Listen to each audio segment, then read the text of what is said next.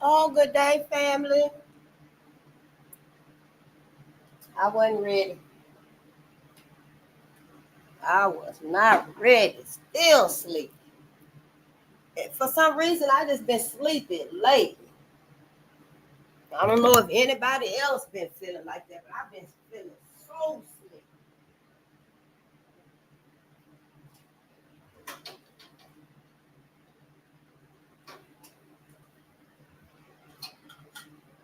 And I generally don't need a lot of sleep. But lately, I just been needing a lot of sleep.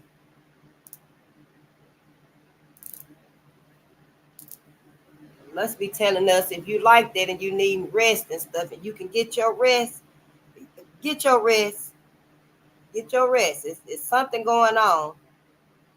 And we have to be, I don't know, we just gonna have to be ready and prepared for it.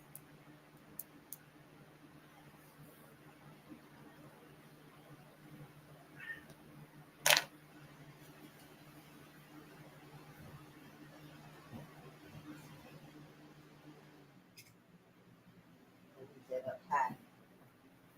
Get hot, then you get cold with these hot flashes, but honey, been on through it.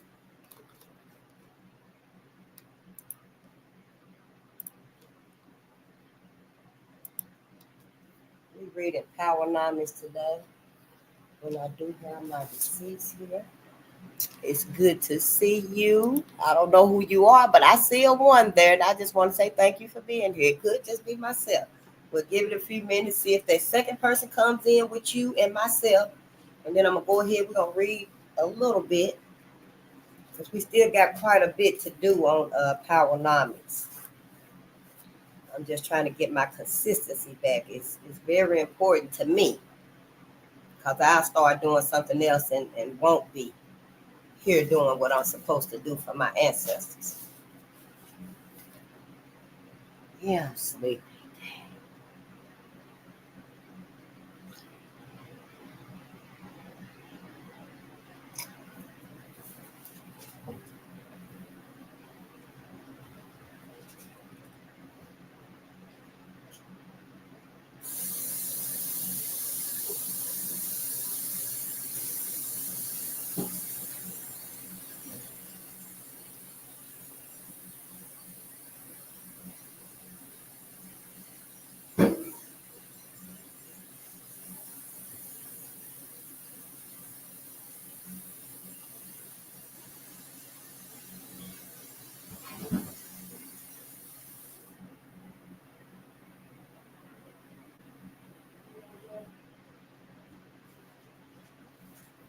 Unfortunately, I broke that root off of my cotton seed. Yeah, I broke the root. It was an accident, of course.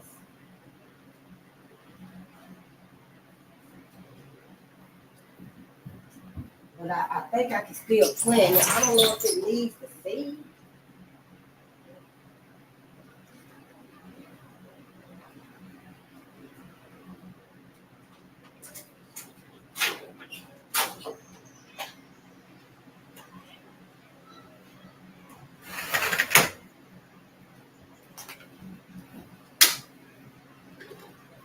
I was gonna try to plant it real fast. I broke that root off of my cotton. Remember, I had that cotton, and I put the cotton, the seed, because the cotton fell off the stem, because his ass knocked it over. But I kept the cotton and that little hole that be under, and I've been having that in water, but it wasn't doing nothing.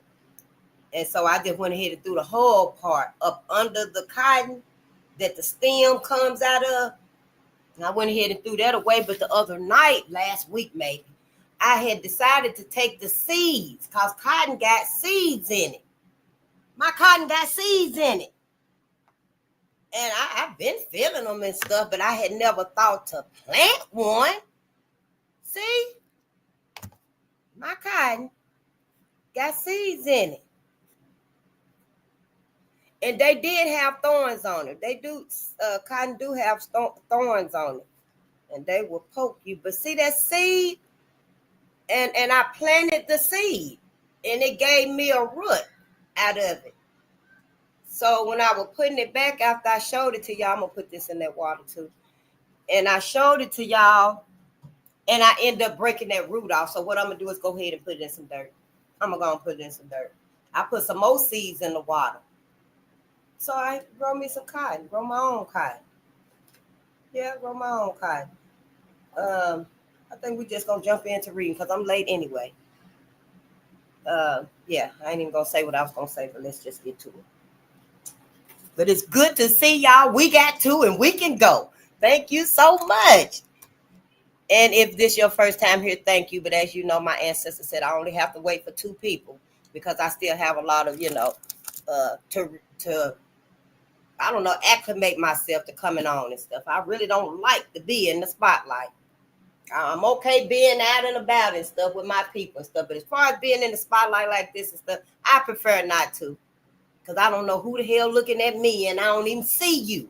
So yeah, but so I have to deal with that myself. That's a personal thing, I guess, a private thing. It's like a personal issue to me. But yeah, so it'll take me a little time.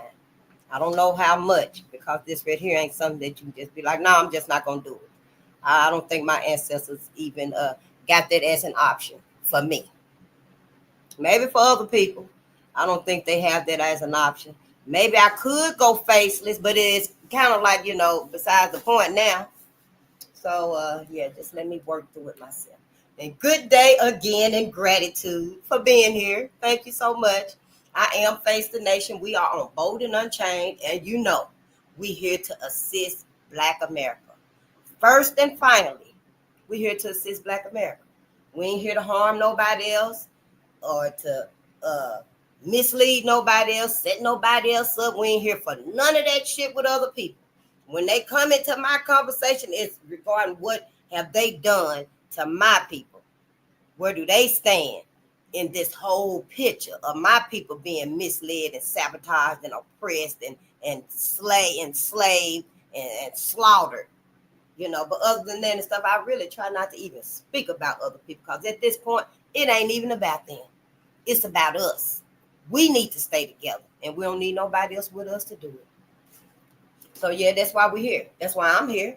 I don't want you to waste your time or your energy, not even your thoughts, if this ain't resonating with you. If I don't resonate with you, you need to move on. Find you some calmer waters to be in. Maybe you meant to come back and listen to me in the future. I don't know. But if it ain't resonating right here, right now, don't waste your time. Do not waste your time, because, honey, we don't know if a missile or a meteor finna come any minute now, fucking with these people and stuff in this situation we've been led into. We've been misled into this. Black America ain't have nothing to do with all this, the world, the country on fire, Babylon falling. And y'all been reading the Bible. You knew it was going to happen. It's in the Bible right there. You knew it was going to happen. So it is what it is. And about me, it's me and my people. The worst come to worst, mine come first. Everybody else done had the first and the first and the first and the first and the first. Now it's time for my people. It's time for the parents of all people to come first now. We look through a spiritual lens also. I'm not religious. Even just for the simple fact that I don't forgive a damn thing that's gonna happen. I ain't religious at all. Sure don't, honey. I don't even forgive the little white girl. The little 3 years old. I don't even forgive her motherfucking ass that told her daddy to cut off her slave nanny ears and go get her another slave nanny in the next county. I don't even forgive her motherfucking ass. And she was 3. So I ain't got no forgiveness for him. But that don't mean that it's a slight against me. That how the hell that's going? Oh, it's for you, Faith. You know you're supposed to forgive them because it's for you. It ain't for them. How the fuck is forgiving our open enemies all of this trauma and torture, and it's supposed to be for me? I'm not religious. That alone sets me apart, and I'm okay with it. Ever since I heard Dr. Francis Cresswell and who I think it was Dick Gregory also, wasn't it? Said we're damn fools to be forgiving these folks. Well, in other words, we damn fools. We forgive them without them even asking, without them having any remorse, without them making any atonements. We forgive them because it's for us. Dumbest, damnest thing ever. Stop doing it to yourself. So now on that issue alone, I'm not religious, and I don't want to be. I don't want to be. Me, I don't even want to go to heaven with white folks. I don't want to go to heaven with white folks, and now that I know better, because I've been reading. Now I know better. We ain't got to spend our ever after with white folks. I don't. And if I don't, you don't either. Unless you want to. You don't have to spend your ever after, your forevermore in heaven. Oh, that's where your treasure's laid up though, ain't it? So yeah, you want to get to heaven where your treasure's at. You ain't going to get them. You ain't going to get them in heaven. Nope. Everything, all the good you've done down here, the healing, the kindness, the love and embracing, and all your forgiveness that you done gave to damn near everybody but your people. But I digress. All of that has built up your treasures. All that tithing and stuff done built up your treasures in heaven. However, you must know, when you get to heaven, you ain't going to get your treasures. God, that look like Jesus, that look like the white man, and him with that long hair, he look like a white woman too. They going to get your treasures when you get to heaven. It's the same as above, so below. That's what it say in the Bible about other stuff, something else. I ain't never read the Bible. No, I ain't never read it. I couldn't even get through it. I was annotating that. I think that was the first book I tried to annotate when I was about maybe 11, 12 years old, possibly 10. I don't know. I just know I couldn't get through all the begetting. My mind couldn't comprehend that who beget everybody was begetting everybody. And all of it was a damn lie for us, because we the parents of all people. So for Adam and Eve to be the parent of all people, and then the lineage of humanity start from them, that alone just threw me off, and I didn't even know a lot of what I'm learning today. But I'm okay with not being religious, not going to heaven with white folks. I demand to go to the afterlife. I don't care if I'm by myself with only the stars and the storms and meteors and other planets and I'd rather be there than be trapped forever and ever and ever and ever and ever and ever and ever more with white folks. That's how I feel about it. You're going to learn real soon if this is resonating with you, if I'm resonating with you. I'm just going to try not to talk a lot, but I need y'all to understand that I'm not on the same feeling of empathy for white folks that y'all are, because I see what's happening. And I ain't been reading but a good 6 months, but I see what's happening. White folks are turning around to unleash this rage again. This rage.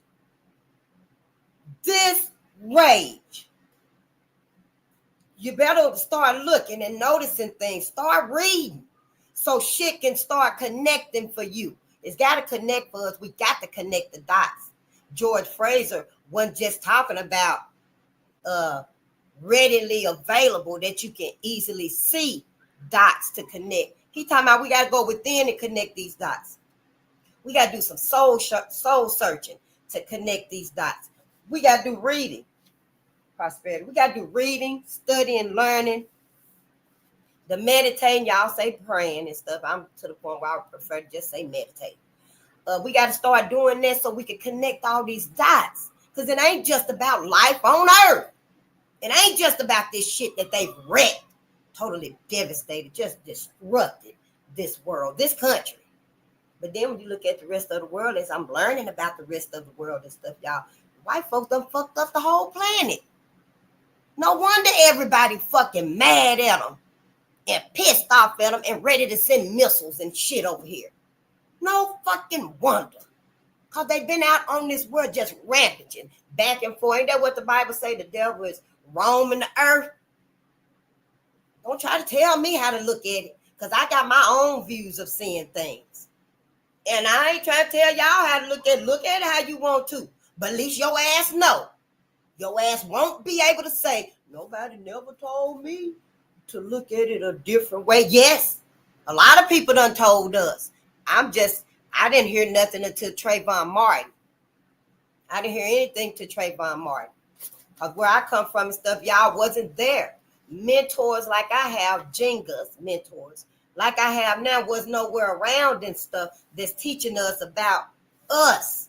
What's happening with us in this country. Everybody turning the blind eye, even us.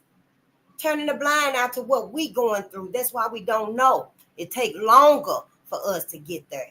We spend all our time, energy, money, focus, attention on distractions and stuff that don't even matter. It don't even matter, and that's the way folks want it. Yeah, because everybody know somebody got to be the footstool for white America, and they don't want it to be them. But it ain't gonna be us no more. No, honey, we easing our way on out. Michael Jackson ease on down the road, we easing the fuck out. Yep, and we looking through a spiritual lens. Since you know I'm not religious, now you know. I'm so glad I got that out the way. Because I don't want y'all to be thinking, oh, she ain't religious and stuff. You ain't even got to waste your time and stuff. Because I'm not going to waste mine, and I'm trying not to waste yours. If you religious, a Christian, and so forgiving and stuff, you ain't going to want to hear what I got to say on some issues. Today, hopefully, this will be a lot more tolerable and palatable than our nightly readings and stuff, because that stuff right there, that's what we really got to process through, the night readings and stuff. But when you see me and I'm on and stuff, you probably don't want to waste your time here. Ain't no need in even being here if this resonate with you, but this don't. Ain't no need in being here. Go somewhere else. Other folks is reading On the Shoulders of Giants was reading Powernomics also. Yep. So, I'm not the only one and stuff. So I don't want y'all to feel like a face gonna be upset if you ain't here. Cause hell, I don't need but 2 people. And you ain't even gotta stay. Long as I see that number 2, that's good for me. My ancestors ain't riding me like that. They just want me to pace myself and get out and tell us what they've been through, what they've endured, what they've suffered. That they would have told us if they thought we was that damn weak and gullible to be misled over and over and over again by white America, where we up under them now. We up under everybody now. This book said we are the permanent underclass. Under every motherfucking body. And hell, half their ass can't even speak English. Can't even, I was trying to speak, I'm learning, I'm still learning, it's slow though. Swahili, and a little Arabic. Now I'm like, damn, am I gonna have to learn other languages too? But really, I can get my point across to folks, water, and point to it. But I want to talk to my people. But I just said that to say that all these people here and stuff here, we up under everybody, and a whole lot of them can't even speak the damn language. Can't even speak this motherfucking language. Can't even tell a room full of people that the room on fire. The house is on fire because they can't speak English. But guess what? Our motherfucking ass is up under them. We're permanent underclass. So you ain't got no choice but to get the fuck out. Black America. You ain't got no choice but to get out the movie. Get out. That's what your Bible was saying. That's what this Bible said. And it wasn't between the lines when it said come out from Babylon. That was one of the lines. It said come out from under Babylon. Yep. So, reading between the lines would have told us, it would have resonated with us if we read between the lines, that we ain't supposed to be still mingling, marrying, miscegenating with white folks. And we're not supposed to go to heaven forever and ever and ever with white folks. We're supposed to have another perspective for us, for black people, black America and black Africa. Now, other people, groups of people can go to heaven. They'll be fine. Hell, they fine right here with white folks. They ain't overly suffering. Long as they go along with them and stuff, they'll be all right. It's us that's got the different meanings and intentions and different consequences. Everything hit different for us.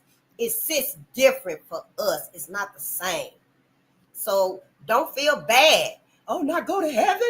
How we not go to heaven? And I know a lot of us probably think that's where our ancestors at. That's where my great-great-grandma at. But some of them might still be there if they choose to stay there. However, some of them not there.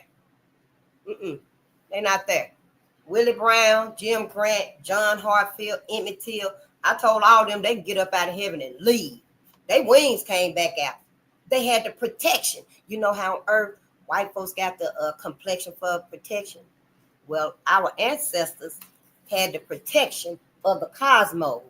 When they were burned at the stake and lynched and hung, riddled with bullets, the little babies fed the alligators. When black people bodies was used to make leather, when they were kicking black people heads off of their bodies and stuff, and all they knew at that time was heaven and hell. True enough, they went to heaven, but they were protected because when they got their wings and flew to heaven, as soon as they got on the other side, their wings retracted. They pulled in. That was the protection. And I'm sure I'm not the only one that said we shouldn't be in heaven with white folks. The very first person that said it, though, released them. It released them. So when I came along and said, when each one of us say that, the wings come back out. Depends on, I guess, I don't know. It just came to me too. It may depend on who's being released. Depends on what we're reading and learning and delving into at that time. Because for me, this is who I said, you ain't got to stay in heaven no more. You can go to the afterlife and be free as you want to be, Richard Colby. You can be, even though you don't remember. In heaven, they don't remember. But God do, don't he? Don't Yahweh and Yahushua will remember what happened to them on earth? So I'm just saying, Richard Coleman, he ain't got to be in heaven no more with white folks. He ain't got to go to another part of heaven so he don't never see white folks. He ain't got to stay in heaven. His wings came back out. All of their wings came back out. And they flew out. You should have seen it. It was beautiful. All of them, even the little bitty babies, honey, they were flapping up out. They started noticing it. They were feeling it coming down. They didn't know what could happen. They couldn't go nowhere. When them wings came out, honey, it was like, honey, they took off. They was gone. They flying free now in the afterlife. Yes, some of our ancestors are in the afterlife when they crossed over and sing like my mama. My mother is an ancestor now. And my mother loved heaven and Jesus and God. And that's where she was going. All of my relatives love them. They're very religious. However, and I say this probably because of me, when my mama got to the other side and saw all that cotton, honey, my mama was like, Uncle Jamie Lee, the ski. Read. She was calling on my other aunties and cousins and uncles, and they were looking for her. When my mother passed away 4 days after my birthday, and the hearse was taking her away, we seen an angel in the sky. And my auntie was like, go on, Nana. And yeah, you can see the angel. It looked like it had the wings on the side of it. It was big and beautiful. Somebody probably took a picture of it. If I find it, I'll post it on my page. However, I know when my mama got on the other side with them wings and saw all that cotton, honey, my mama flew. My mama didn't go no further. She went the other way. She didn't go no further towards heaven and stuff. She saw all that cotton. She started asking for her uncle, my great uncle, our cousins, great aunties and stuff. She started asking for them, and they were waiting on her too. They were like, Anna, we over here. They sent Skeet. And I imagine they probably didn't know which side of heaven she was coming in on. I don't know how the terminal is up there. Just like an airport, you go in at different places and stuff in the bus station. I don't know how heaven's terminal is. But everybody was scattered out looking for mama, waiting on her to come through one of them entrances. And as soon as she stepped in there, seen all that expanse, hiding. And my mama was like, Skeet, Uncle Jamie Lee. And they were like, Anna, we over here. Face was right. We don't go to heaven. We go over here. Go this way. We're going to the afterlife. Just think about it. I'm just saying. So yes, some of our ancestors are not there. You got to decide for yourself what you gonna do. Because once you get to heaven, they're gonna clip your wings. It's different now. It's a whole different story now. We're in a different era. We're in a new awakening. There's a shift happening. And everything is different now. So much is being revealed and exposed for this reason. Black America and Black Africa needs to be delivered from all this oppression, the enslavement, the sabotages, the theft, the murder, the slaughter, the torment. Black America and Black Africa got to be delivered from it. Here and there. It ain't that difficult once you just be like, okay, let me just think about it. Think about it while you read. Reread your Bible when you still reading it, but read it differently. Read it through the knowledge of 100 years of lynching. And this is just one facet of our torture and trauma that we've suffered with these peoples, if you want to call them that. I don't. I just do because it's more understandable. It's easily ingestible, I guess. You get where I'm coming from. However, it could be that these people are a different species, y'all. I don't know. Hell, as far as I'm concerned, it could be all 10,000 of they motherfucking asses. Them 1,000 guard snakes that Muhammad Ali mentioned, put their ass right on out there with them, the rest of them snakes, because they can't stay with me. I don't even like snakes like that. So yeah, they gonna have to distinguish themselves. I know you can look at a garden snake and tell that it ain't a motherfucking boa or a python or an anaconda or a rattlesnake, but fuck that. They need to do that bullshit. It ain't on us. It ain't on me to distinguish these white people from these white people today. It ain't. It ain't on you to distinguish the white people that did these things. We're going to read, hopefully. We're going to read. But I need y'all to understand it ain't on us to distinguish these white folks apart. How the fuck can you? You've been lied to for so goddamn long. Black people, we really can't even discern the truth of who's who. They lie so much. They manipulate. They shapeshifters. So shit, don't put that on me. If don't come on face, why would you say that about us? Hell, why you ain't said it? White folks know what the fuck white folks have done to black people in America. They motherfucking asses was the one that was supposed to been out here distinguishing themselves from these people right here if they know it ain't them. It's their clan ancestors. It's their clan ancestors. If it ain't, then tell us. Tell us. Who was that I was reading about I was listening to on one of their podcasts and stuff on YouTube, talking about the Cabbage Patch Kids, the little bitty dolls that had them birth certificates. Now, if them motherfuckers, them dolls with them birth certificates, if them birth certificates were for some clone type of entity or a person, I don't know who the hell it was supposed to be for. We never did get a Cabbage Patch doll though, but my friends had them, and they had birth certificates, little bitty paper birth certificates and stuff. It would like come with the doll for the doll and the kid, you know, make her think, oh yeah, this really your baby, and here your birth certificate for the baby. But that shit was all real too, just like these movies. So white folks got to distinguish that shit. Don't put that on me. Don't put that bullshit on me. Shit, that's for them to do. Yeah, all the shit they done did, now we got to fix it. Now we supposed to sort it out. Sort my ass. Finna get the fuck away from them. So all we can do as far as I'm concerned, get the hell away from them. Still live and let live. I ain't no murderer. Shit, I don't lie, I don't steal, I don't cheat. I can live and let live. That's how my mama taught me. That's how our parents teach us. Now, this young hothead generation, I don't know. I think they, you know, all this restlessness. Ain't nobody taught them that because ain't nobody knew nothing to get a hold of our mentality and help us understand, grow, help us mature, and find our rightful place and position in America. See, we ain't found it. We ain't never had a chance to get it. And our youth that's out here, they didn't get it. Now they don't fucking want it. That purpose of your position in America. Where we at? We ain't got it.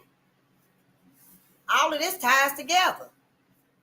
But I digress. We're gonna read, we're gonna learn, we're gonna see what's wrong with us. I'm gonna take my time. I already done said it though from the get-go. I believe it's white America. The reason why we can't come together. And until I find another reason why, I stand on that. I believe that's the reason why we can't come together. We can't love ourselves. I think I just started loving me. And it's been a long time, even at Trayvon, when I saw what my people were still going through and had no idea of Red Summer, Greenwood, Rosewood, Wilmington. I had no idea of all them places, Lane, Arkansas. But now that I do, it's a stronger love for myself and my people. But even then, I was just saying, I started loving myself then at Trayvon because it made me cry when I went to that protest for him. And I started, it started small, but it made me cry. And I started loving me. I started loving my people, my brothers and my sisters and our little babies and stuff. But since Trayvon to now, I had to grow into it still. It wasn't like overnight. It was a huge tree, like that tree right there that I'm going to go out there and hug the next time I pass by. It wasn't like that. It took its time and stuff. It took time. I had to nourish it, and take care of it and all of that stuff. I had to pamper that love and embrace that love and stuff. And that was a long time because you still living your day-to-day life. I was still living in my day-to-day life, still working, still had my family, still trying to find love and all of that shit and stuff like that. All of them things, still they can distract you from that love. So it took me this long to get here. And I thank y'all because it was actually my people that was saying, hey, now your ass 50 years old at least.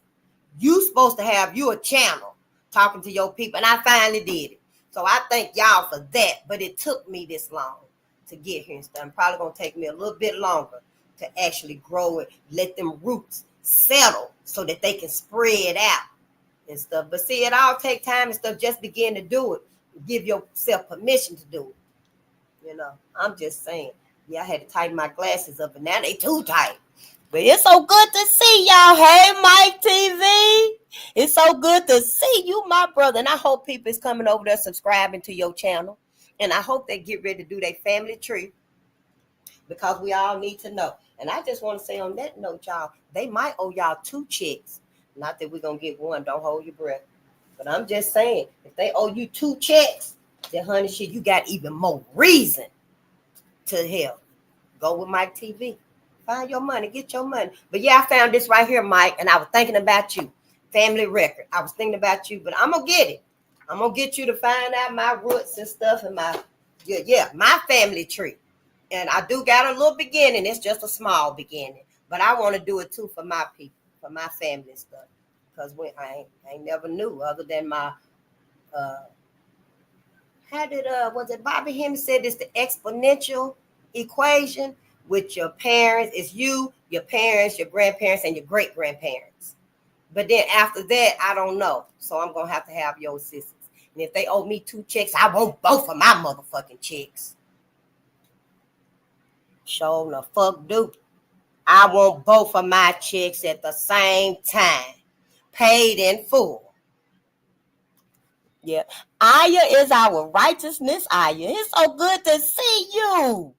We Tanaka Hebrews, also known as Genesis to Malachi, we Israelites. I don't know. We're a lot of everything. Aya. Yeah. I don't know. I guess I'm a little bit of all of y'all because everybody is everybody. All of y'all different. I think y'all need to talk to each other. But it really don't matter who you are and your higher power. It do, but it don't. Because you're going to end up in heaven anyway. And as far as I'm concerned, I don't think you really want to be in heaven. I don't know. I ain't never read the Bible. I ain't never been religious like this. So my mama was like, fine face, you ain't got to go to church. I was so happy. I don't remember when she exactly said it, but I was so happy. I can see myself now in there trying to cook breakfast for everybody and get their ass right on up out of here. Go on to church. Stay on up in there to 2:30. I'll see you this afternoon, you know. But yeah, so I wasn't like that and stuff. But I don't know, y'all. It's so deep and so misleading. I think y'all need to start talking to each other so y'all can sort this out, because everybody going to heaven. Everybody going to heaven. Ain't nobody got no different destination. I'm like, nobody. Out of all of y'all, you got the same destination, heaven. So I'm just saying, y'all, I don't know. I can get with it. I'll try to read all of y'all Bibles. Yeah, just put them in the chat. Send it to my email, and I'll try to get the books and read all of y'all Bibles. But it's saying go to heaven. But can you just do me one thing? Can you read our Bible? Any one of them. You can read any one of our Bibles. You can read lynchings in Duluth, racial violence in Kentucky, the ones that we done read. You can read them. You got all them other Bibles. I'm willing to read all of them if that's what you want. But they all telling you to come to heaven. But when you read Black people Bible, hell, when you read your Bible, whichever one it is, and read between the lines, it should be letting you know that you got to find another destination. I mean, what we living here on this earth, what we surviving and enduring since then. And we still got our hearts, our mind, our soul, our spirit set on heaven. And then white folks ain't even got no soul. I just seen it the other day. It was a white woman saying that white people ain't even got no soul. I said that when I first got on here and started reading, because who the hell could do stuff like this? 14-year-old Richard Coleman gouged his eyes out. They said LQ Ivy, 14, 17, he on Julian Johnson Law. He talk about all of them. And Julian, my brother, he know them. He know them. And it's a part of his life, his knowledge. He ain't even got to read their stories. I'm just learning about our ancestors that endured these things. It's inhumane. It's unmentionable. It is unmentionable. Can you imagine any one of these white people sexually assaulting the body after they've hung it and lynched it and stuff, unless it was sold? I mean, white folks, the one that said in one of them other books that it was a sexual perversion, but it wasn't nothing sexual about this. Cutting off their castrating Black men, that wasn't sexual. That was demonic. That was demonic. That was not sexual to me. So I don't resonate with all of this like y'all do. And I think that's because of the indoctrination. I was indoctrinated too, enough that I didn't pay attention to my people for 43 years. I'm just saying it's deep. It's deeper than just living it and learning, then just going on day to day. Still be a civil, law-abiding, productive person. Still be a helpful, kind person to anybody. I don't see a white person in need and pass on by. I saw a white man, he was homeless too. And he was done fell out in the road by the curb. And I pulled over and helped him up on the sidewalk and propped him up. If his ass fall over again, he gonna fall on the sidewalk. He won't be in the road where somebody can run over his damn head or his leg. So no, we're not harmful people. I'm not a harmful person. But that don't mean that, hey, yeah, I'm gonna take your ass home. We finna eat, chop it up, and get this grind together. No, it don't mean that. It just means that I'm a helpful, kind person. I am the parent of all people. We are. We got to step into that now. That's your truth. This is our truth right here. But you ain't got to worry. You ain't got to be scared. White America ain't gave you nothing, ain't giving you nothing to better your life. Not a damn thing. And you see what they creating and inventing now. Then how the hell this shit gonna better your life, Black people? How is Sophia the robot? Oh, she a citizen now. I probably can't even cuss her ass out because she a citizen now. And they might be like, oh, hell, assault on Sophia. Because you know they all going to have cameras on them. They're going to have audio on these robots and stuff. But I'm just saying, how the fuck is it going to benefit your life, Black America, in my life? Hell, white folks, how's it going to benefit y'all? Like, white folks is so damn just inhumane. Don't want to be human at all. Don't want to be mankind. Don't want to be human. Don't want to be helpful. Don't want to be sincere. Now you go building up these robots and shit, and they finna take everybody's jobs. White folk work them jobs too. Well, on my level, I don't know too many millionaires and billionaires that ain't got to work and stuff. You know, we reading in these books that white folks got almost 100% of the wealth, all the wealth. Dr. Cloud talking about bonds, stocks, land, generational wealth that they got. But see this right here, this whole new sabotagement finna get everybody. Some of them too. Some of them too. So some of the white folk that's down here on my level, because see, I didn't reach that educational pinnacle or that financial pinnacle. And I'm okay with that shit. I'm okay with it. I prefer to not be some rich motherfucker out here that don't care what happened to people that ain't so fortunate. I don't want to be up there with they motherfucking asses. Talking about, yes, when you pass me the caviar. I don't even eat motherfucking sushi, seafood, all that bullshit. So yeah, I'm happy being with my people that I can resonate with, that I can live with, survive with, grow with, build with, look to the future with. Them people up there and stuff, we like to call them our elites, I guess. They ain't thinking about us, our future, none of that. If anything, they finna sacrifice our motherfucking asses and be okay with it. So yeah, I'm all right. You know, being the failure that I was. Yep, I didn't graduate high school. I sure did. There's a whole lot of things I didn't do and stuff. I failed my mama when I didn't graduate high school. That's why I can say, yeah, I failed. I sure did. I failed my mom. She was so disappointed. And my daddy was, and my granddad, and my grandmama, everybody was. My aunties and my uncle that nicknamed me Face the Nation. And then I got to the 11th grade and motherfucking quit. And they were like, but I ain't going to fail them no more. I'm not going to fail them about this.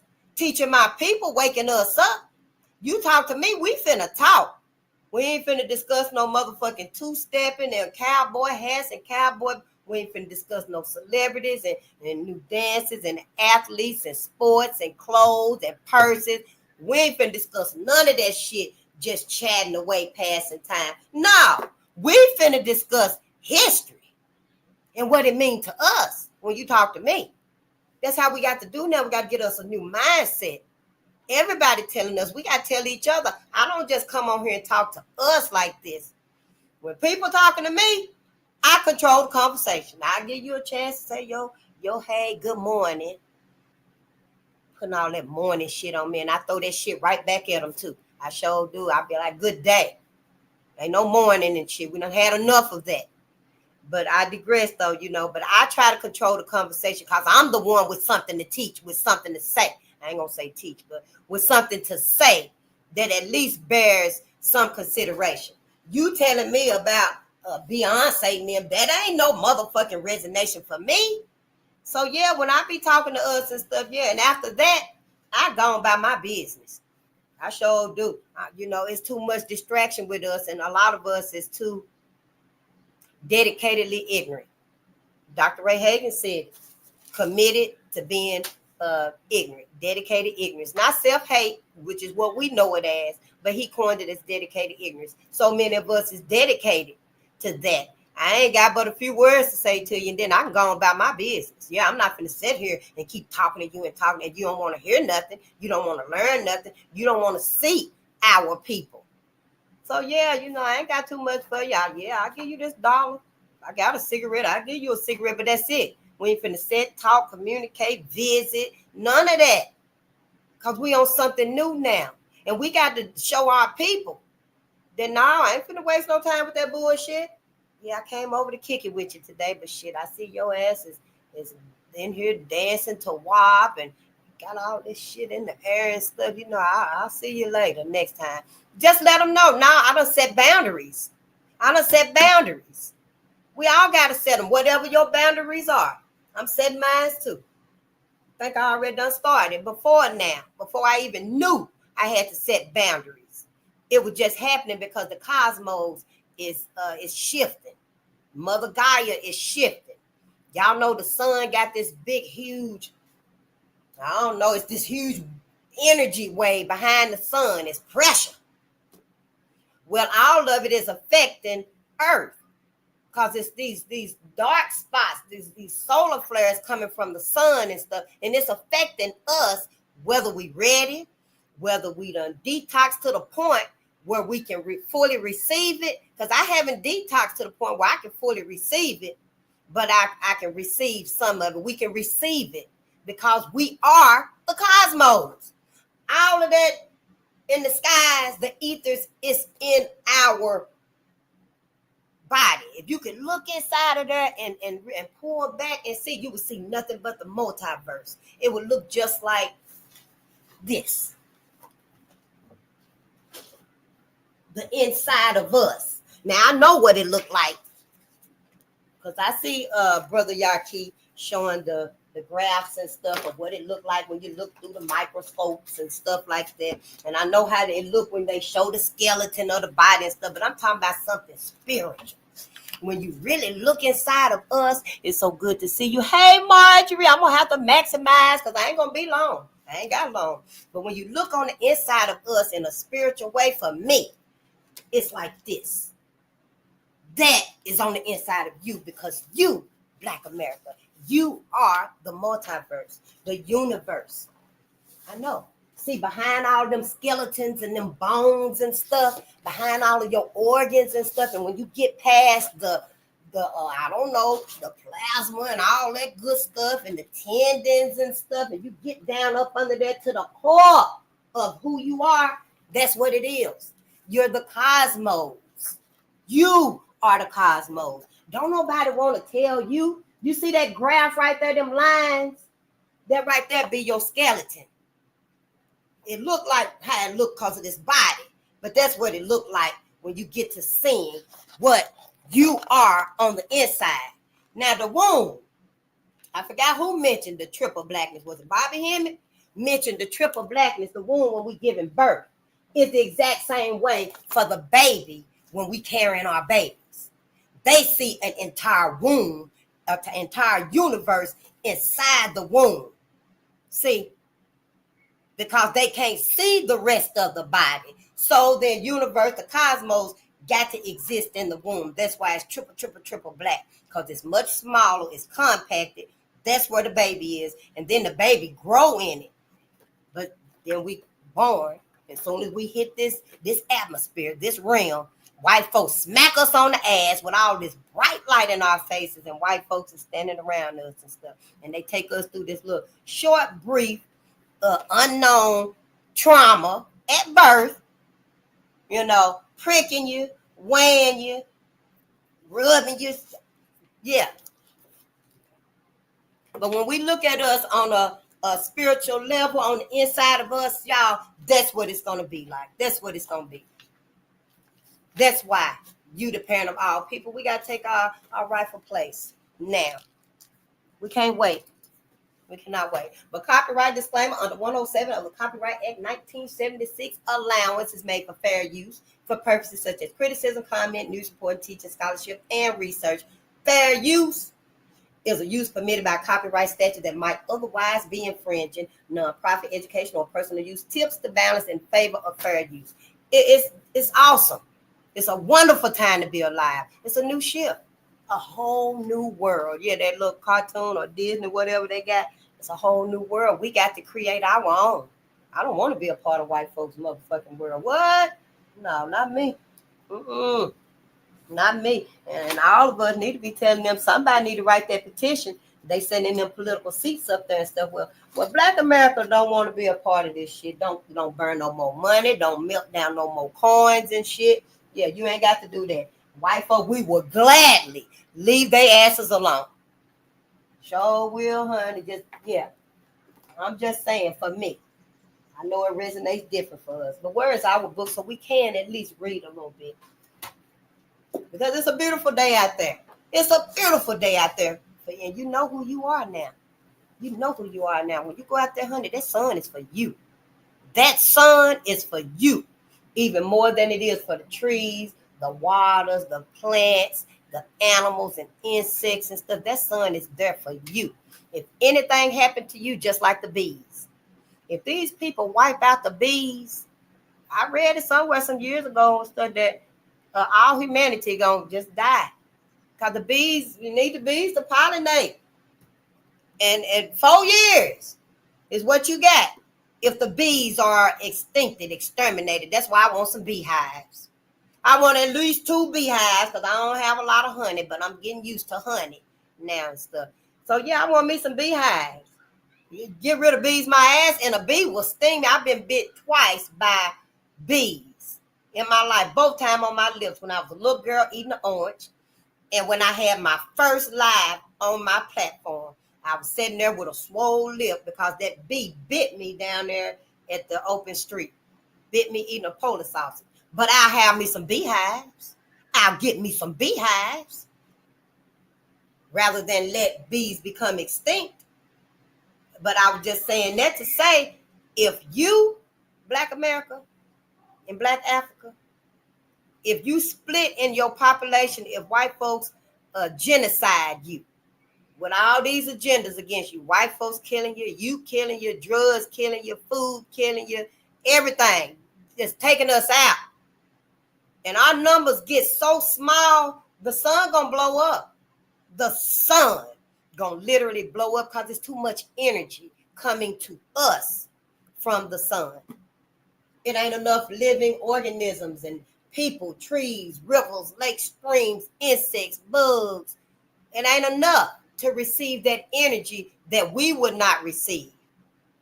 And then if other people receive that energy that we receive from the sun, they liable to combustionate because it's too much. That energy will be in them, they be like, and then just fucking blow the fuck up because it ain't for them. It's for us. So if the sun can't give it to us, and even if some people do soak some of it in, and the rest of it got to go back, it's still too much. It's going to blow the sun up. So you very important. It's very critical that you, Black America, wake your ass up. Me too. I should have known this shit a long time ago, shouldn't I? But you know, I digress. So yeah, we here to learn. We live and we learn. But yes, y'all, we reading Powernomics by Dr. Claude Anderson, the national plan to empower Black America. And you know, Claude Anderson is not the only one with our Black agendas. We got several Black agendas now. I'm trying to get on them too, honey. I'm trying to get on them too. The Defiant Lawyers Network, Augustus Corbet. I'm not using my cup of his today. But he got us a Black agenda also, y'all. And you can go to, I mentioned it on one of the other ones, the website you can go to for that.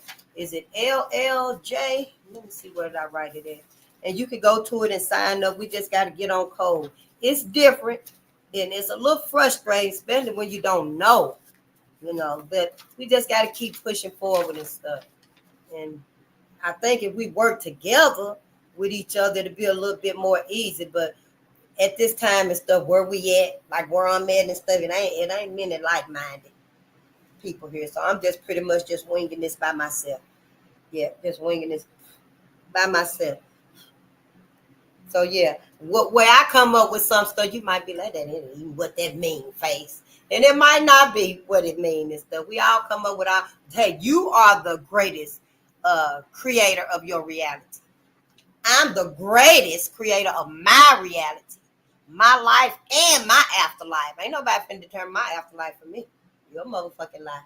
But I was just saying, you can go to the website is lljp.org. And that's for the Defiant Law. Oh, that ain't it. That's where I got him a notebook. That's what it is. That's for the Defiant Lawyers Black Agenda. Go to lljp.org. And we know we got Dr. Claude Anderson. And what is this right here? Said the Lazarus Law. Yeah, but that's the Black Empowerment Agenda, the Lazarus Law. And his policy goals are the George Floyd Act. I wrote these down some months ago. The John Lewis Voting Rights Act, and eliminate the 18-1 for more black judges. These are his policies on there. Some of them, not all of them. To lobby state to settle records once time is expunged. And there's several others on there too. We just got to do our research. So I'm still trying to learn the Civil Rights Acts because I thought it was just one. It's more than one. I mean, these folks have been, they've really been taking us around some circles and stuff, making sure we don't connect these dots. So whatever dots you can connect, please do. Yeah. So now we've been reading about, we're still on chapter 1 because we just started this book right here. We actually just started both of them. We're going to finish that one first. Ida B. Wells, we're going to finish that tonight. And this one right here, you see. We're probably going to be more like studying this one when it get to that where we need to be at to start making that action. The second impediment is inappropriate behavior patterns. Because we read about the monopolies, remember? And yeah, I'm just, I guess this is my first schoolroom right here because I don't even be taking notes. I got to start doing like homework myself because it went through the different monopolies and stuff. And I don't remember. I know one of them was cumulative. Yeah, don't give me the line and stuff. So now then we read the implication of the monopolies. And now we're going to read the second impediment, which is the inappropriate behavior patterns. And I wonder, is that talking about how we just out of our mind a lot of times and just distracted, unfocused, just carried away by shit? Let's read. The second impediment, inappropriate behavior patterns. The conditions of Black Americans cannot be totally blamed on white society's structural monopolies. The second impediment to empowering Black America is inappropriate behavior among members of its groups. Their inappropriate behavior patterns stem from distorted vision. They are not conditioned to be colorblind. They neither see nor want to be Black. Blackness is not just skin color. It is more so an appropriate behavior pattern based upon a rational perspective, a perspective born out of a group's experiences and continuing dilemma. An erroneous perspective causes inappropriate behavior patterns. These behavior patterns de-empower rather than empower Black people. In a society based on white superiority, it is inappropriate behavior when Black people participate in their own subordination and exploitation. It is inappropriate behavior when their actions support the established racial hierarchy and encourage dependency on white society. The more a minority group, especially a planned Black minority, becomes dependent on the majority white society, the harder it is for the group members to differentiate who they are and behave in their own best interest. We can't behave in our own best interest. And Dr. Claus said it's not entirely white folks' fault. And maybe it ain't. I can agree. Okay, maybe it ain't. It ain't, because we do have free will. We do have our own choices and stuff. It was not white folks' fault that I became a teenage mother. I know that. I take accountability for that. I enjoyed that. You see, but I made my bed and I laid in it. I fuck school. I got to raise these babies now, But it's not saying that they don't have no fault in this, because they do. They the ones who started this whole stripping away of our identity, cutting off our identity and stuff. We could have, and a lot of us did reclaim it and seek it out. We sought it out and found it. But our masses is too critical. So many of our masses was not able to. But I can agree with Dr. Claude Anderson, it ain't entirely all their fault. 95% is their fault, 5% is ours. Yeah, something along them numbers for me. The majority of the fault is white America, in my opinion. Yeah, and us, it depends on us. It could be a little bit more than that. Could be 50-50 now, because we've had time. We've seen. We understand better than our ancestors understood what these people are. They ain't never, ever gonna change, not even in heaven. Our ancestors never thought like that along them terms. They were sincere in their integrating. with white folks and sacrificing our own self-sufficiencies. They were so sincere. So yeah, I can get what Dr. Paul said, that I don't want to be against my people and stuff.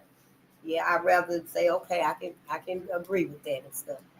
But I know most of it's white folks' motherfucking fault. Sure is. We better get away from them, because they still playing it. These behavior patterns, we know they de-empower rather than empower Black people. In a society based on white superiority, it is inappropriate behavior when Black people participate in their own subordination and exploitation. Like we get out here calling each other bitches and hoes and sluts, just riding on each other and stuff, and just beating each other, just raging out on each other and stuff.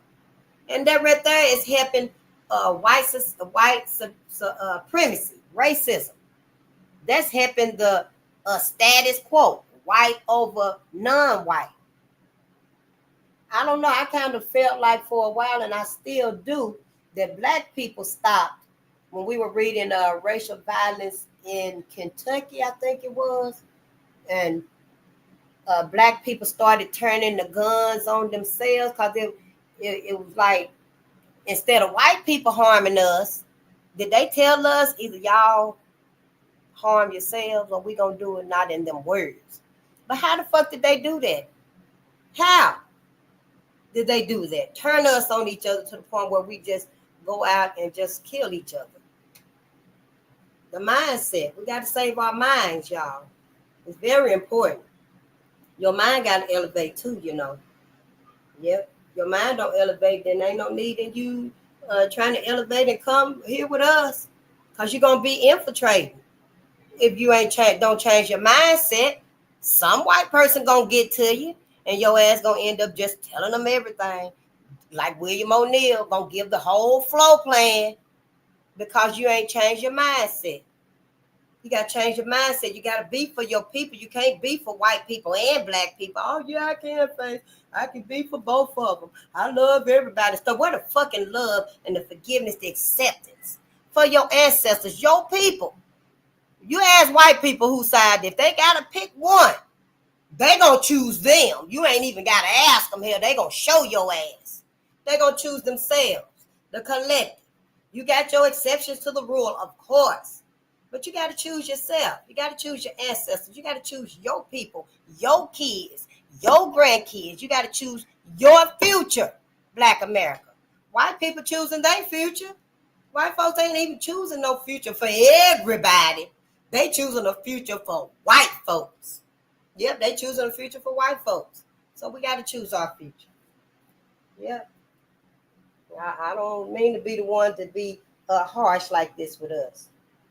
I don't want to make us feel like it's this intense, but it is. It's very critical.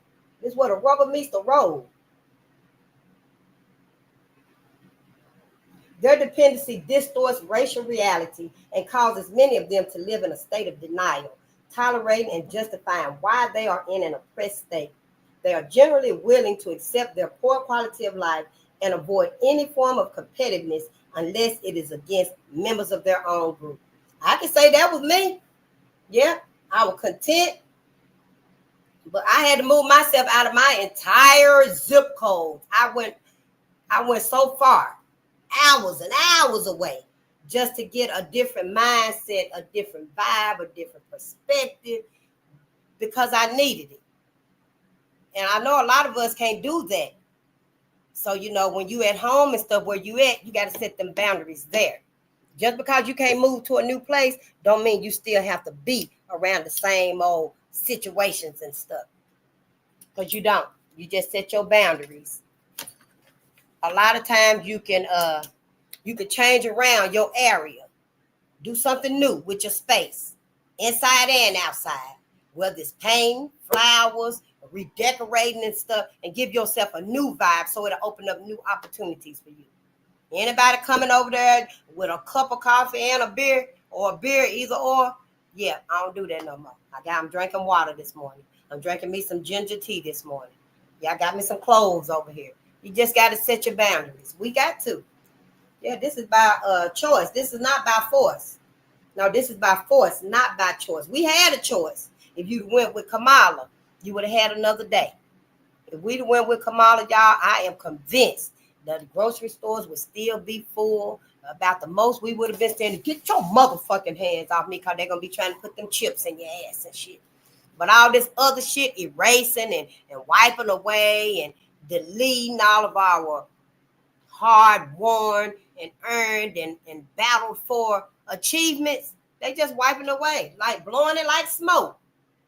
So Kamala would have gave you another day to fight this fight. But now you're working with hours. You're working with hours, literally.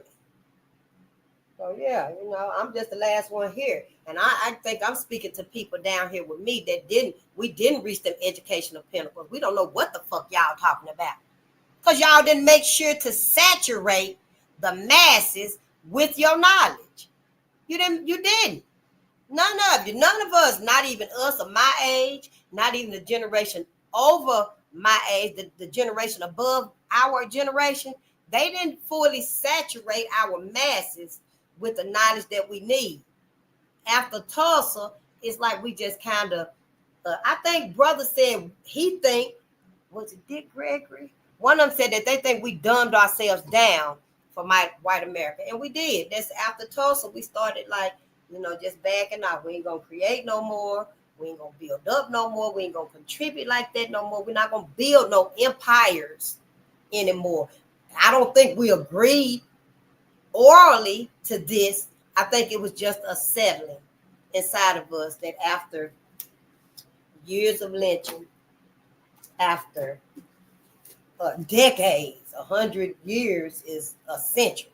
That's like 10 decades. And after Red Summer and stuff, I think we just collectively, unconsciously, on a level we can't express, just decided that we ain't finna build up no more empires. Fuck it. They want to have this country and build it up. We'll let them. And so we did. We just integrated with them and tried to do the best we can, but it wasn't the best at all. In my opinion, it was not. Categories of inappropriate behavior. Oh, shit. There are many types of inappropriate behavior, ranging from the classic Sambo. You know how I feel about that. A Sambo is a black person who betrays his own race and gains personal profit. Now, why my great-granddaddy would call Sambo? That's all I know is Sambo. That's why I got to talk to my people. I got to reach out to my people, but everybody mostly done transitioned and stuff. I think it might be a few that can at least tell me something. Why you call my great-granddaddy Sambo? Now, I'm from them little hick towns and stuff. Maybe we didn't know down there in them hick towns that Sambo was actually an insult. But I digress. I just want to know, what was it? Did my granddaddy, my great-granddaddy leave my great-grandmama for a white woman? What happened? And he was lynched? I want to know. But I forgive my great-granddaddy Sambo. That's why I'm here. I'm here for all of us, all of our ancestors, all of those that sold us out, that made the wrong decisions, thought they was in love, or whatever the case. I'm here. We here. We forgive them. We finna right this wrong. We know better. And then y'all know last night in the book, how come our brother was telling black men, stay away from white women. Don't be with white women. Y'all been so misled. You're doing it willingly now. Oh, they quickly, openly beckoning you to come to them. But when the shit hit the fan again, where your ass gonna be at? When Becky and Ken reunite and you find out this whole illusion. See, the whole illusion is broken, not just a part of it, not just the judicial, the educational, not just them systems right there, the whole system. This illusion is broken. You got to start looking, where's it going to lead you to? And my sister, you up in there in that big old pretty, beautiful house with all them babies, you and Brad, and Karen going to come and kick that motherfucking door in. Where is you going to go? What you going to? They finna be the missus and the master. You just like Sally Hemming with the kids. You got to start thinking. We got to start thinking. And I don't know. Hell, I don't know how you going to figure it out. Shit. One day, hell, when you and him together, hell, you got you a book. Fuck the dumb shit. You claim that, oh, no, we've been married 60 years. I ain't leaving my baby for nothing. He loved me for real. Get your ass a book. And you get his ass a book. And y'all sit down and read it. That's how you finna find out who your motherfucking ass been married to and done had babies with. I'm just saying. Shit, don't ask me, well, how I'm gonna do it and all you a lie. Try it and see then. Try it and see. Go buy your Red Summer. You can go to any little thrift store or half-price bookstore. Go on Amazon if you can get it expeditiously, and they'll send it to you by the end of the day. And you get you one, and you get your spouse one, and y'all get to reading. You gonna find out then who the fuck you been married to, who you done had all these babies with. But what you gonna do? Well, I guess, Brad, I wish you'd have told me this. And you gonna reserve yourself to just stand, and Karen can just come on in. You and her ain't even got a fuss and fight. You know she finna take her rightful place as Mrs. Yeah, we got to start thinking about this. Shit, it ain't my situation. It ain't my life, because I'm not with. No, I don't swirl and stuff. I'm just saying, we gonna have to start thinking about this whole illusion. Everybody will play you for a fool. Shit, long as they get what they want. And white folks, it's like, like brutality, police brutality. And white folks, select white folks and stuff. It's like what they call it, initiation to kill a black person. Well, interracial relationships, swirling is like an initiation that you gonna do your part. You ain't gonna kill nobody because you ain't no murderer. This is white people. It's like their initiations. You ain't got to kill nobody to initiate, but you can marry them, have babies with them, because you still helping white genetic survival out. You still helping white genetic survival out. I didn't even know about that either. However, I did learn because of Dr. Umar Johnson. I did a little research after that, I think. After 3 generations, them mixed babies get with white men, your black gene pool is wiped out. Whether you're a woman or a man, it's wiped out. It might show up somewhere down the line, but if they get with a white person and stuff, then that's going to help them to increase their numbers. However, on the other hand, it's going to decrease your black numbers, your black genes. And it only takes 3 generations to wipe you out. 3 to wipe you out. So we really got to start thinking about this. All of this whole illusion. I'm sure some stuff you can think about too that I don't even know. I ain't even thought about. Because it's that expansive. And the greatest study on this planet is black people. Black people. Yep, not just in America. Other folks ain't really thinking about us. I don't think we live rent-free in their head like we do white folks in America. Yeah, possibly. We're going to have to read, and we will. So, yeah, I'm still going to find out about my great-granddad, and I'll let y'all know. I'll let you know, because I'm here to right that. I'm finna right that wrong. Sure is. I left my mom and my great-grandmama.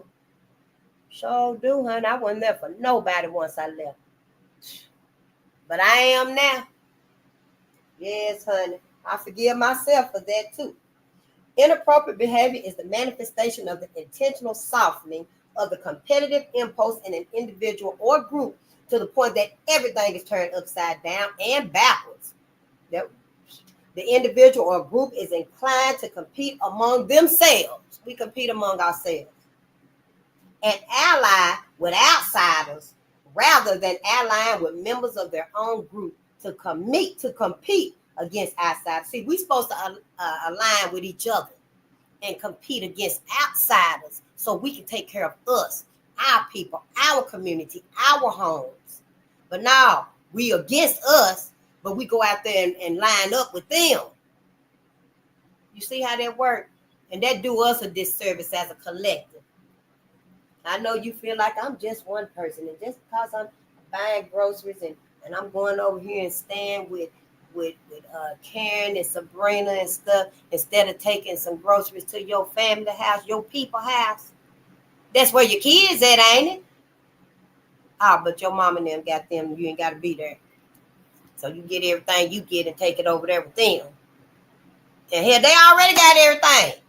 You ain't got to take no food over them white folks' house. They already got it. I'm just saying that there's some things that we do, and it hurts us rather than help us. That's what this is saying. It might have been a poor example, but you get my point. What is even more troublesome is that inappropriate behavior teaches white people and other people how to treat black people. If Black Americans want to change how they are treated, they must change what they are teaching their competitors. Below, we will briefly discuss a few of the most common and destructive categories of inappropriate behavior.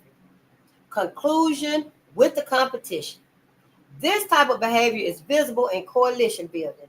It is without a doubt the most troubling for the race because it is a strategy used by so many members of Black America's leadership class.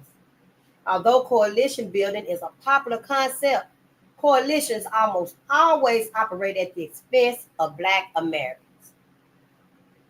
Even though Blacks themselves are not organized and do not have stated group goals, coalition building encourages them to coalesce with other groups that do have articulated goals, rather than to organize their own group. Black participation gives credibility and strength to ethnic, class, gender, disabled, and Spanish-speaking groups, some of whom compete openly with Black people for wealth and power and openly oppose Black gains. But we still there for them. We still toe the line for they motherfucking asses.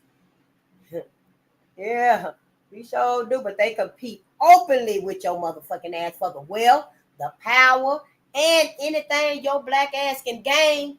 They're going to come right through it, swipe it from you. But here you go, towing the line for them. It's a new day. It's a new day. Stop that bullshit. When Black people participate in coalitions, they allow the unique status, history, and debt owed to Black people to spread to all of the subgroups. Race is made synonymous with minority and racism synonymous with any form of discrimination. These are gigantic distortions of reality, and they give fictional common ground for building coalitions between Black people or any group that perceives itself as aggrieved. Everybody need help. Everybody. Black folks that set up to help, everybody flocking to get it. Flocking to get it. Black folks need help. You might see some dented up cans set out on the corners and some little makeshift, water habits and stuff like that for people, resources and stuff. Instead of using the best of the best for us. We give everything away, and then we still looking for trying to make the little bit we got for us, that we kept for us, work. And it don't. It don't work. Not like that. Black people should not be against any group. And I'm not.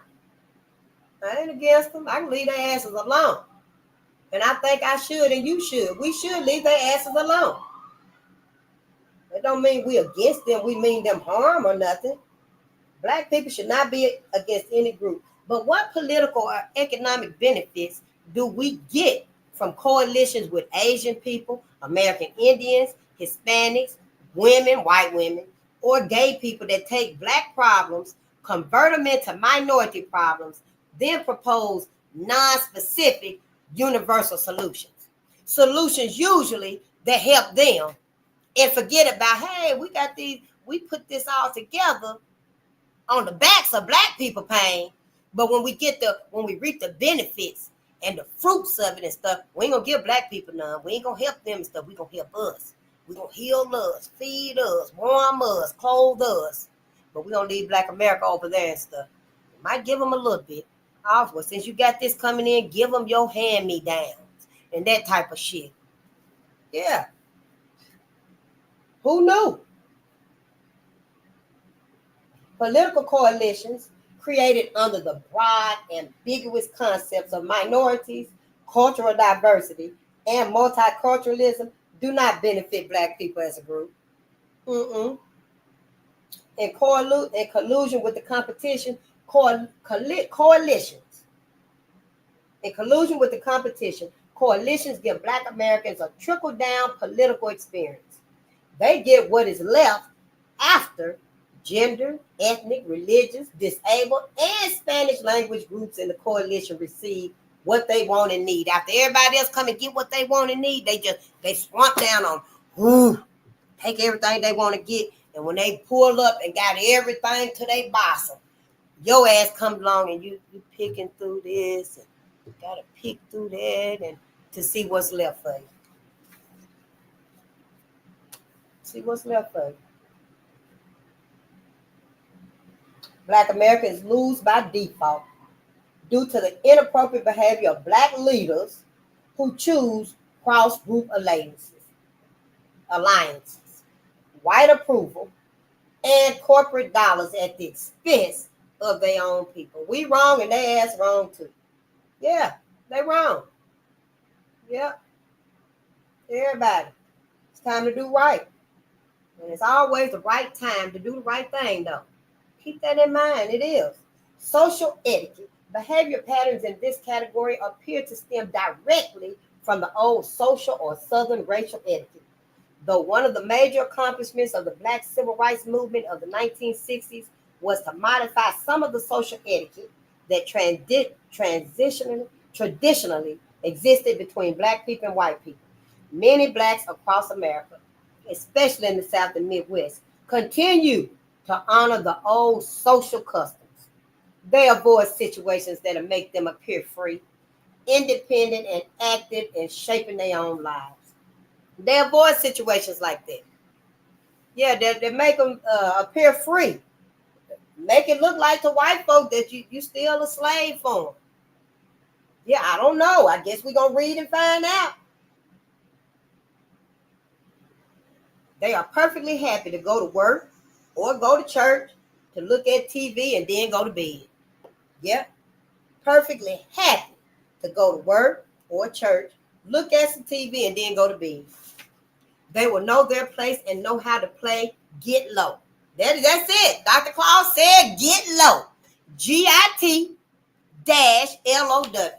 Get low, get low. Yeah. They know their place and they know how to play get low. To them, what happens to Black people locally or anywhere else is of little concern. They don't care. They want to appear as good Negroes, content, happy, compromising, and non-competitive.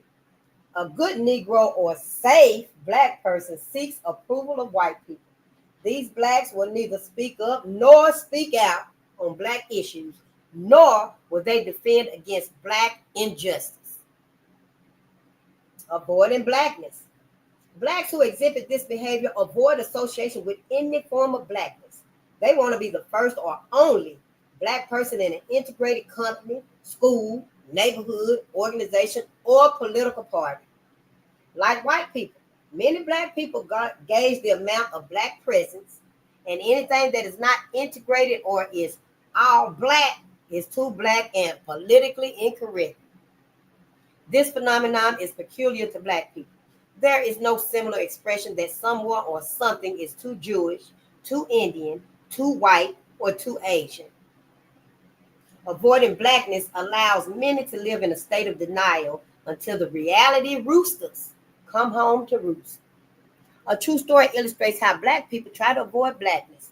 A woman who had grown up in a conservative Midwestern town was proud of the respect and status white people accorded her family. She was proud that she and her children were economically better off than most Black people in town, and her husband was well known in white political circles. However, her world came tumbling down one day when she was in the grocery store with her young daughter. When leaving the store, honey, they came face to face with a white mother and daughter. The young white child pulled on the mother's dress and said, "Look, mommy, that's some niggas." The white mother pulled the little girl close and whispered, "Hush, honey, those are Wilson niggers." The friend who related the story was the young Black daughter. She said that for the first time in her life, she knew that regardless of her family's economic status or prominence, she was not allowed to escape her skin color.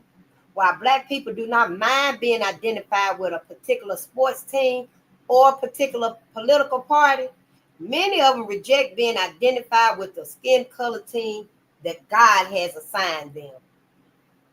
That's the skin color team. Want to be on any team but the skin color. Avoiding Blackness is counter to the way out groups respond. They exhibit an increased sense of group consciousness and close their ranks. They create associations, organizations, and businesses dedicated to whatever characteristics other people dislike. For instance, if Jews are persecuted because of their religion, they protect and strengthen themselves by building Jewish businesses, Jewish organizations, and Jewish tight-knit communities. They build Jewish synagogues that teach Jewish culture, Jewish history, and Jewish religion. They help build and support the Jewish state of Israel. Women who feel marginalized by the system because of their gender respond by building women's organizations and women's businesses to promote women's issues. The gay community builds gay organizations, gay businesses, and gay tight-knit communities. Asians respond to this type of adversity by building Asian businesses, Asian organizations, and Asians tight-knit communities around their Asian culture. When whites say they despise Black people adopt the same attitude. Yeah, Black people don't decide, oh, well, we're going to build Black businesses, Black organizations, and tight-knit communities. Black people side with white people. Well, I don't like Black people either. That's what he's saying. When white people say they despise Black people adopt that same attitude. They imitate white people and run from Blackness, which should serve as a rallying point around which to build defenses. When Black people run away from themselves and avoid their own skin color, their own heritage, history, and other members of their race, they become vulnerable and defenseless, and they cannot protect themselves. Let me keep eye on the time because I'm not going to hold us up today. Yep, this is the last one right here, and that's just because it's white ice, it's colder. Remember when Black people were saying that white ice was colder? Yeah, when Black folks were saying white ice is colder and started buying ice from white folks and put Black folks out of business. So we're going to read them right there because I did hear about that a long time ago. Another category of inappropriate behavior is the persistent belief that white ice is colder. And all of this right here is inappropriate behavior. Yeah, we might as well read the next one then. Yeah, we're going to read the next one after this because after that, honey, we on chapter 2. I know, right? Another category of inappropriate behavior is the persistent belief that white ice is colder.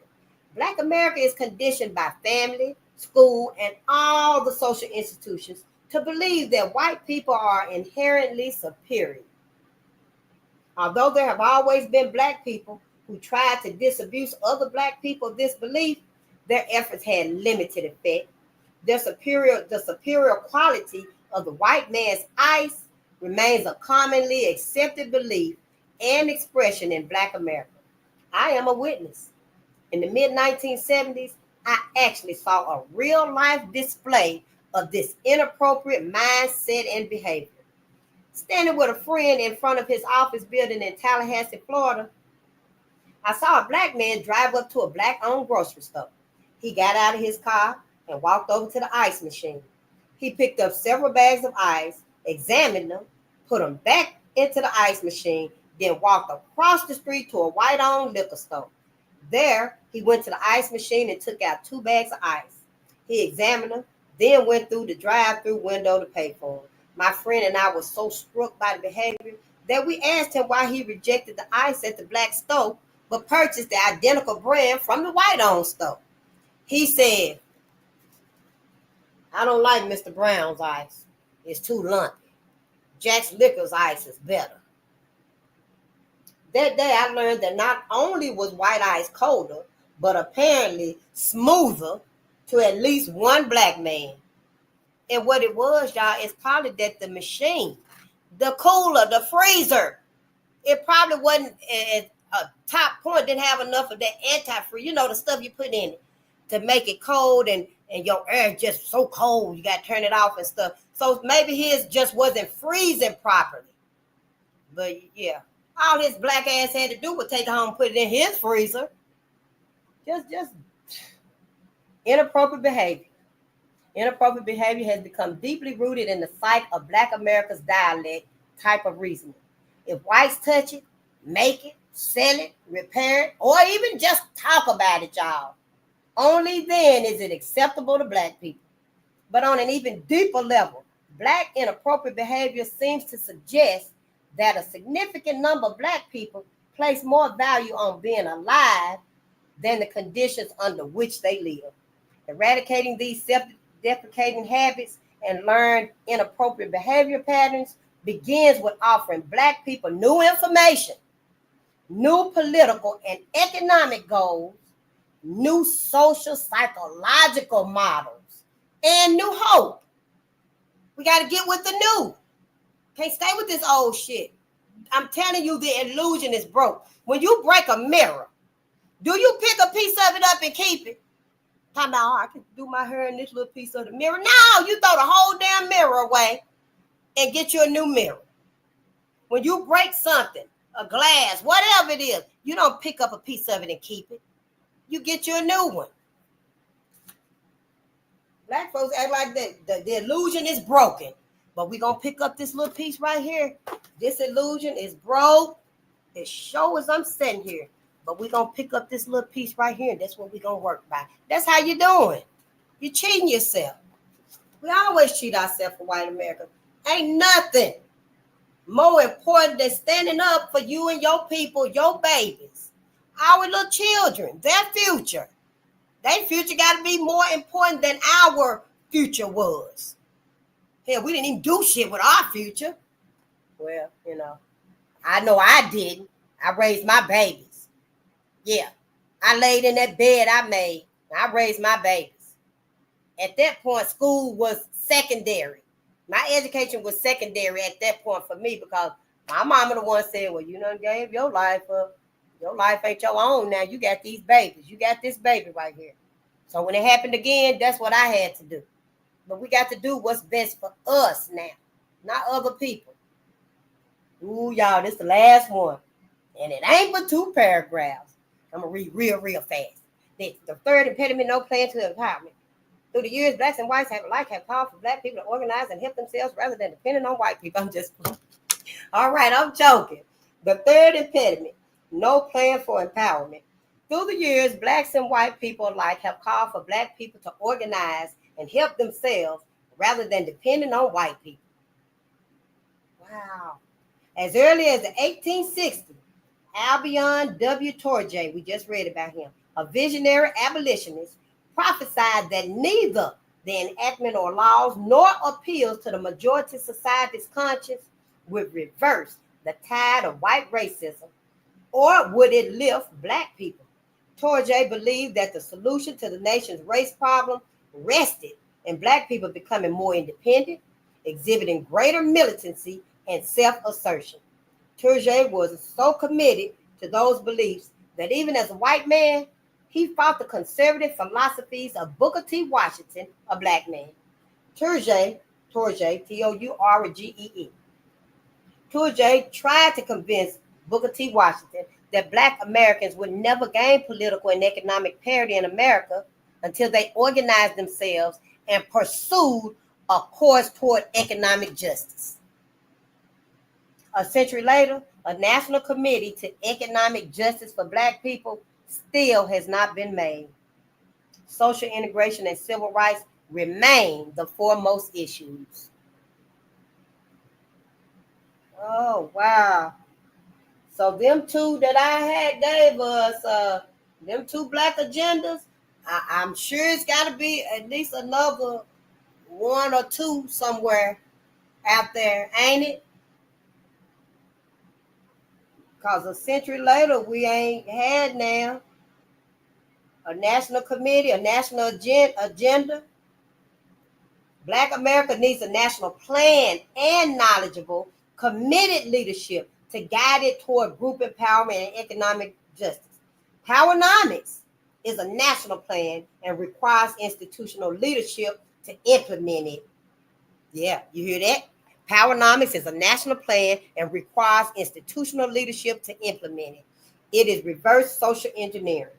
The sole purpose of Powernomics is to unleash the economic and political potential of Black America by addressing the historical, structural, economic inequalities between the races and the self-defeating inappropriate behavior patterns of Black Americans by the year 2005. We're 20 years late. We are 20 years late. Now that the need for empowerment has been established, the remaining chapters and appendices of this book explain the Powernomics plan and how to achieve Black empowerment. We on chapter 2. Yes, honey, we is on chapter 2. The keys to empowerment. Any race that loves the world and hates itself will eventually become its own oppressor. We're going to start here tomorrow. We sure will, honey. It's time. And we 20 years behind. I am. But I got some hope. And I'm convinced once I do, those that haven't, catch up to those of our people that are following this book and implement these plans and stuff. We'll see that they on time, but we got to catch up with them. It might be just a small number, y'all. This book has been out for 20 years now. It may just be a small fraction of a number of our people that's actually working this book, but we got to catch up to them. So yeah, we got to work our way up there. I do. Ain't no need me running my ass up there with them and I don't know nothing. So yeah, that is my views and stuff. We got to work our way up to them. So when we do get up there with them and stuff, we'll have a little bit more interest and knowledge. We won't burn out. We won't get bored. We won't feel useless and worthless. Like, I'm really not doing nothing here but printing out documents or whatever the case may be. So yeah, we're going to do the work. But that's where we're heading to. We're heading to our Black agendas. I am. When we get there, it's time to work. It's time to put in some action. You ain't got to get paid no money and stuff. Just know that your payment is coming for doing the right thing. Doing the right thing. Peace and power to the people. I do want to leave us with some gratitude. You know, I love gratitude. You got to always have gratitude. And I'm going to have me some gratitude today, honey. Sure will. Sometimes on days that I have it hard and I'm going through something, I just say it, honey. I just be saying I'm grateful. I'm so grateful. Thank you, my ancestors. I'm grateful. Just say it. I do it when I be like, I'm brave. Oh, I'm so brave. I feel so brave today. Oh, I'm so face you brave. You so brave. And that releases interleukin. Forgot who I was listening to, the brother. I'm gonna have to put everything up on the walls and stuff so I can remember who said what. But he said that we ain't nothing but walking pharmacists. We walking pharmacists. Our brain releases these chemicals and stuff that heal us. When you say you brave and you keep saying it and it start resonating in it, the thing about that is keep saying it and stuff and it become like instinct. You ain't gotta force yourself or prompt yourself to give yourself these affirmations that's gonna help you because it become like second instinct. And when you say you brave, it releases interleukin. I ain't no medical doctor or nothing like that. Hell, I'm trying to learn myself not to take all these goddamn pills and stuff. Shit, don't nobody want all that shit. But interleukin is a number one cancer fighting agent. I think it's the most powerful, but it's been a long time since I had read it. When you say and keep repeating that you're calm, your brain releases Valium. Yeah. I ain't never had Valium and stuff like that, so I don't know. But you ain't got to go get no prescription and stuff. Just calm yourself. Let your mind provide these healing agents that you need, as opposed to going to get a prescription that's going to accumulate in your liver and stuff in your organ. And yeah, it's going to accumulate in there. And when you say that you is brave, I'm calm, and there's one more, I can't think of it now, but I ain't finna keep us overly long and stuff. But let's get back to the gratitude. Gratitude shields you from negativity, y'all. Just stay grateful. Stay grateful, honey. It'll shield you from negativity. Even if something negative do happen by way, remain grateful. Remain grateful. It's going to get you out of it. It's going to get you out of it. And it's going to set that right again. Whoever that was that came and did that slight, when it set you right, oh, honey, yeah, they might well get ready because karma finna turn their way just like a shark in the water. When it turn and see somebody over there swimming, look like a seal, and it go that's how karma turns around. Yep. For sending that negativity because you bounced it off of you. Yeah, it might have sat there for a few minutes, but you knocked that shit off of you. And that's how gratitude works. Gratitude makes you at least 25% happier. Honey, if you ain't finna be grateful for nothing just so you can be a little bit happy, be grateful. I don't care if it's for that tree out there, that big, beautiful tree. Be grateful. Be grateful for the sun that you know is giving you life. As soon as you go outside, as soon as I go outside, the sun energizes me. I go on my patio right there, and the sun energizes me. And I can be grateful to it. Yes, honey. The gratitude rewires your brain. Gratitude eliminates stress and it heals. Gratitude improves sleep. Y'all, you can sleep like a baby. Gratitude also boosts your self-esteem and your performance. Gratitude enhances the law of attraction, and gratitude improves relationships. And that's all I'm gonna say. I ain't gonna say no more. I'm finna go. Y'all have a wonderful day and be wonderful on purpose. When people ask you how you doing, thank you, Ashby. I use it every day. And people ask you how you doing and stuff, tell them I'm wonderful on purpose. Whatever your word is, I love to say wonderful. That's my word. I'm wonderful on purpose. Sometimes I'll switch it up and say I'm marvelous or what have you, but just add on purpose. And that'll let folks know, oh, you being happy on purpose? Oh, okay. So it's a different thought process. And if they ask you to explain it to them, just explain it to them. Yeah, I'm being happy on purpose. I'm wonderful on purpose. Whatever the case may be. But yeah, I love you, and peace and power to the people. And yeah, have a wonderful day out there. Take care of yourself. Stay safe. Don't go nowhere by yourself with people you ain't supposed to be with. Skin folk and other folk. Let your babies know it's a new day. So much is being revealed and stuff. I don't know. Cook a 7-course meal and have all your teenagers, everybody finna eat for a long time. They finna get sleepy and stuff. Have everybody over and stuff. You got your 7-course meal going on and stuff. Somebody reading. You got a documentary or audio playing or something like that. And let's get this knowledge started. For us. Everybody else already doing it. We got to do it now. This is people on my level. We didn't reach the educational pinnacle. We ain't got our diploma on the wall and stuff like y'all do. Yeah, we ain't got that 3-figure bank account, a 6-figure bank account and stuff like a lot of us do and stuff. So, I want my people that's down here with me, that resonate with me. Looking face, saying them things. Ooh, because we ain't supposed to talk like this about white folks. But I want us to know that we can start doing better for ourselves. And it's okay. Don't worry about nothing. Just be wary. Yeah. And I love y'all, and I'll see you tonight. I love you too, Elijah. Yeah. Hey, Juan, it's so good to see you. And peace and power to the people.